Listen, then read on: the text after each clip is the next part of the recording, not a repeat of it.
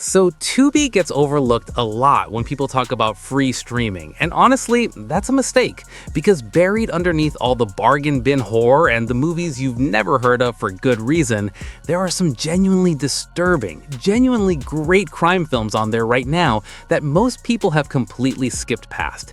And today I want to fix that. I've got 6 movies on this list that I love recommending. And as always, stream availability for everything on this list is pinned in the first comment below. Go check that out. Let's get into it.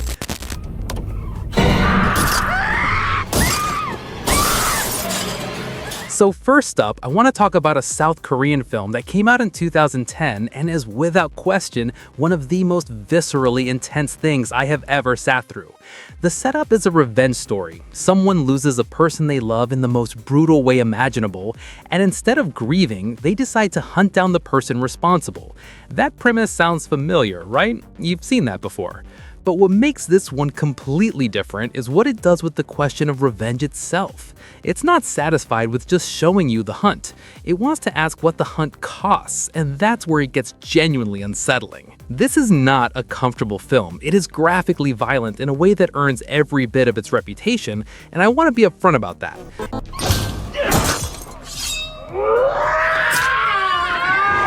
If you have a sensitive stomach, this movie will find that out very quickly. But if you can handle it, what you get is one of the most psychologically sharp thrillers ever made. The tension is suffocating, the performances are extraordinary, and the ending leaves you with a question you won't be able to shake. Korean cinema just operates on a different level of fearlessness, and this film is a perfect example of why. It goes places that Hollywood simply wouldn't, and because of that, it stays with you in a way that most films don't. The movie is called I Saw the Devil, and it is not for the faint of heart. Now this next one, I love recommending this one because it's one of those films where the performance alone is worth the entire runtime. This is a 1992 crime drama directed by Abel Ferrara, and it stars Harvey Keitel in what I genuinely believe is one of the bravest performances ever committed to film. No safety net, no vanity, just the complete and total commitment to one of the most morally demolished characters you will ever watch on screen. The character is a police lieutenant, and he is bad. Not in a stylized anti-hero way, not in a charming rogue way. Actually, genuinely, irredeemably compromised. He abuses his power constantly. He steals from criminals. He is in the advanced stages of addiction and using everything he has left just to keep moving. And Keitel plays all of it with this aching, desperate quality, like a man who knows exactly what he is and hates himself completely for it. What I love about this film is how it refuses to look away, and it also refuses to offer you easy comfort. There's no redemption arc handed to you on a plate. It just holds the ugliness right up to your face and asks you to sit with it. It's rated NC-17, which tells you everything you need to know about what you're getting into. But if you want a crime film that takes the genre completely seriously, this is essential. The movie is called Bad Lieutenant. If you haven't seen it, that needs to change. So Kat's boyfriend is taking her to Paris for the weekend, and my boyfriend's taking me to a disused... Alright, this next one. This one makes my blood pressure go up just thinking about it. This is a 2008 British horror film, and I want to be clear about something up front. There are no monsters in this movie. There is no supernatural threat, and that is exactly what makes it so effective. Because the thing that drives this film is something completely horrifyingly real. Teenagers, a gang of them, peer pressure, escalating cruelty, and an audience of each other egging everything on. Michael Fassbender and Kelly Riley play a couple on a camping trip. The setting is beautiful, a lake, nature, the kind of place that should be completely safe, and the contrast between that tranquility and what unfolds is deeply, deeply uncomfortable. It starts small, a confrontation, a theft, the kind of thing you'd expect to resolve itself, and then it doesn't, and then it gets worse, and then it keeps going. What makes this film genuinely great is how plausible all of it is. Every step of the escalation makes a horrible kind of sense.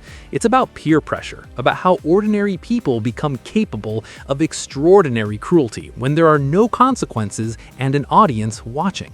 It's a cultural mirror, and the reflection is not flattering. James Watkins was making his directorial debut here, and he absolutely committed.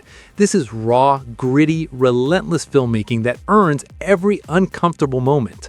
The movie is called Eden Lake. I've recommended this to people and had them come back to me genuinely upset.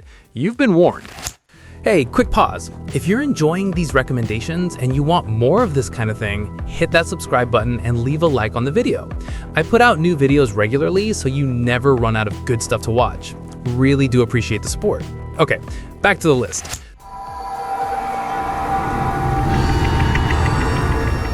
Now this next one is a little different in tone, but don't let that fool you because it gets under your skin in a way that's genuinely hard to shake.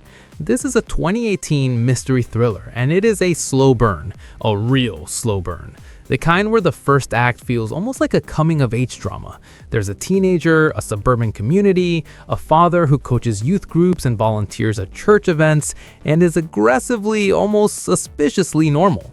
And slowly, the teenager starts to wonder if his father might be connected to a series of murders that happened years earlier. Dylan McDermott plays the father, and what he does here is quietly remarkable. He plays the wholesomeness completely straight. There's no obvious menace, no sinister stare, just this cheerful, boring dad. And that's exactly what makes every scene with him feel like there's a low alarm going off somewhere in the back of your brain that you can't quite locate. Where are we going? Charlie Plummer plays the son, and the emotional space the film puts him in is genuinely interesting. The tension between loyalty and suspicion, between loving someone and being terrified of what they might be. That's a complicated place to sit, and the film earns real unease from it. I'll be honest, the logic gets a little wobbly toward the end, and not every choice the characters make holds up to scrutiny, but the central anxiety this film creates is completely effective.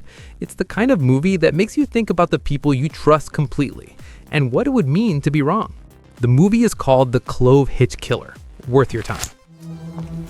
Today, I just want us to introduce ourselves, get to know each other. Okay, now this one I want to be careful about how we describe it because it's a film that requires a certain amount of preparation going in.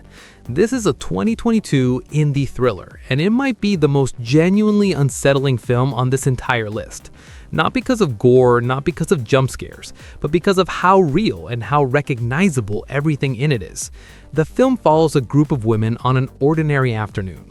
It starts quietly, casually, and it escalates in a way that is slow enough to feel completely plausible and disturbing enough to make you want to look away. Writer and director Beth Diarahu shoots the whole thing in what feels like a single continuous take, and that formal choice is doing enormous work. The handheld camera, the unbroken flow of time, it creates this suffocating sense that you cannot pause, you cannot breathe. You are just in it as things get worse. Now we are the best secret weapon that no one checks at The film is about white supremacy, specifically about how it lives in quiet rooms and polite language and casual justification before it becomes something far more dangerous. And it is completely unsparing in how it depicts that. It's not a comfortable film to watch. It's not supposed to be. What I appreciate most is that the rawness here comes from a real place. Diarahu drew on lived experience, and you can feel that in every scene. It has an urgency that most films with similar themes don't manage. The movie is called Soft and Quiet. It's a challenging watch, and it's absolutely worth it.